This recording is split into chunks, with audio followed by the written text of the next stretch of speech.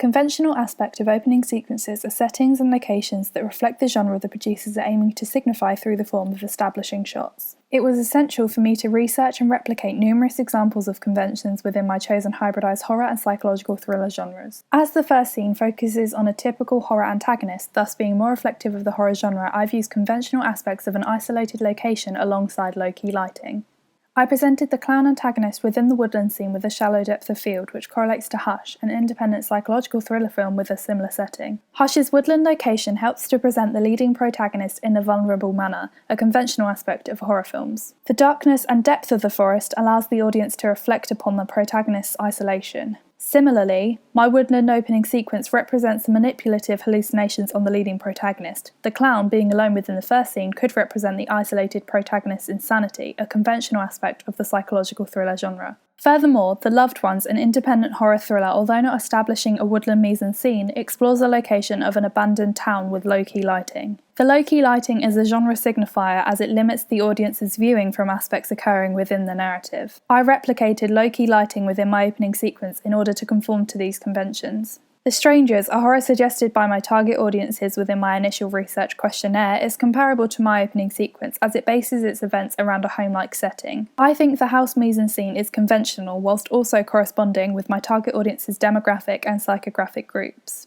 This is comparable to other vulnerable protagonists who are seen in the Purge trilogy, as their homes become corrupted at the fault of the antagonist, another conventional aspect of my targeted genres. Regarding Todorov's narrative theory in association with existing horror films, by initiating the film with a disruption of the equilibrium, it allows the audience to become instantly vulnerable to the taunting events occurring. A convention for my chosen genres is to include enigmatic titles. With regard to Barth's theory, using enigma codes, particularly with reference to psychological thrillers, helps to build upon the natural suspense and tension that should be created within the specified genre. My film title, Unorthodox, meaning not orthodox, thus unnatural or strange, uses Barth's enigma code theory.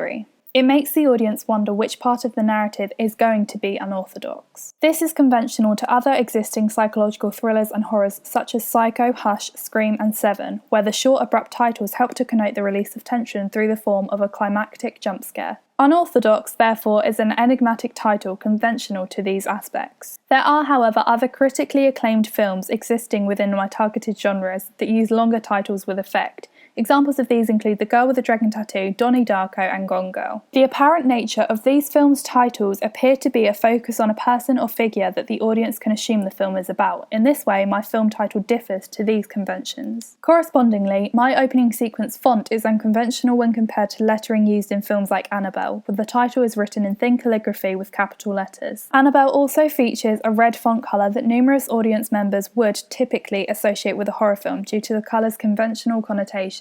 However, the font used for Unorthodox is conventional in reference to films like No Country for Old Men and Hush, where the calligraphic style is wide and bold. Furthermore, the colour white, although not necessarily conventional for the film genre's main title, is replicated in popular media examples such as The Purge and The Loved Ones. The white colour in the Unorthodox title highlights Strauss's binary opposition theory. This is due to the juxtaposition produced between white and black, signifying the contrast between the protagonist and the antagonist. The costumes used within my opening sequence are reflective of the primary and secondary target audience socio-demographic and psychographic groups. The leading protagonist's costume is comparable to that worn by Brent, who, with reference to Prop's character type theory, plays the false hero in The Loved Ones. Brent wears a white shirt and dark navy jeans, similar to Lily's costume within my opening sequence, where she wears a pair of navy jeans and a knitted jumper. The masks from Valentine, The Silence of the Lambs, Stage Fright and The Purge show an artificial face being made from materials, compared to my clown's makeup being drawn directly onto the actor's face. I deliberately wanted to defy these conventions as I felt it would be innovative and relieving of the student budget I was working with. Props, furthermore, are essential genre signifiers for films. The knife within the first scene is used as violent iconography as it clearly depicts the horror and psychological thriller genres. Correspondingly, as the knife is covered in blood, this helps to reinforce the conventional horror aspects and the conventions that blood has, suggesting violence, gore and bloodshed. The weapon is a conventional genre signifier when compared to the knife in Psycho, the axe from The Shining or the bloody knife from Scream. The knife, being a conventional feature of my hybridized genres, was an essential prop for me to use. My opening sequence could, however, be deemed unconventional if in comparison to props or weapons such as the cotton candy ray gun from Killer Clowns from Outer Space or the power drill guitar in Slumber Party Massacre 2. I broke with convention by introducing the antagonist through the form of a close-up. By doing this, I feel it allows the audience to instantly recognise the features of the antagonist and how they, perhaps, differ to normality. Typically, as seen with the antagonists from I Am Legend, the villains are not initially shown, producing an enigmatic identity. The close-up cinematographic shot is used to showcase the costume and makeup of the antagonist, as seen from Hannibal in The Silence of the Lambs. Retrospectively, Annie Wilkes from Misery composes her central framing alongside the iconographic weapon, so the audience are able to link her character with the connotations they typically associate with the knife, a similar pose adopted by my clown.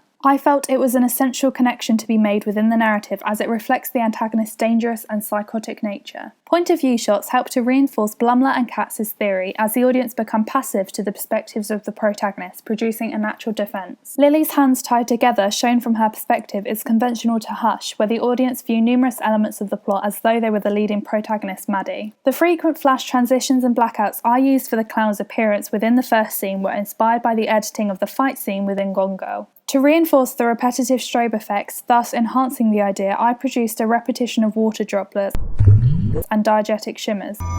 These asynchronous sounds were provided predominantly through Sound Bible, producing enigmatic confusion for the audience.